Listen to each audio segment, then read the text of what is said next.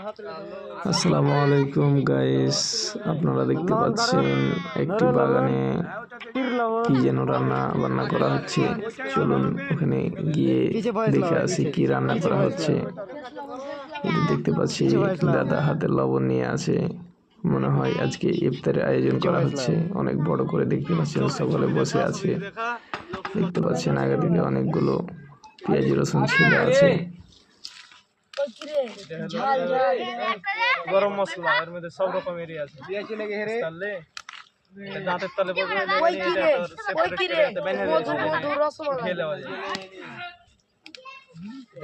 এটা হলো আদা বাটা, এটা হলো তো রসুন বাটা।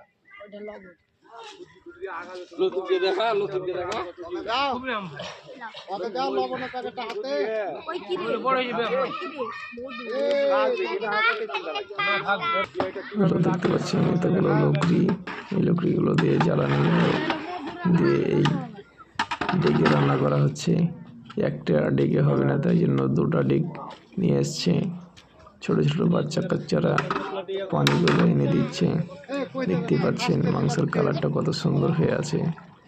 বিরিয়ানি রান্না করা হবে সম্ভবত।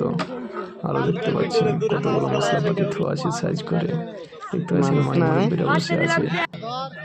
এই তো পেঁয়াজ, কাঁচামরিচ, এই তো রাঁধুনির প্যাকেট, মাংসের মশলা সবগুলো একসাথে এই তো রেডি হয়ে গেছে একেবারে।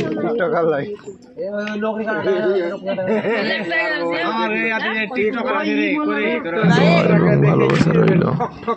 ইফতারের আয়োজন অনেক বড় করে করা হয়েছে। আপনাদের সবার দাওয়াত থাকলো।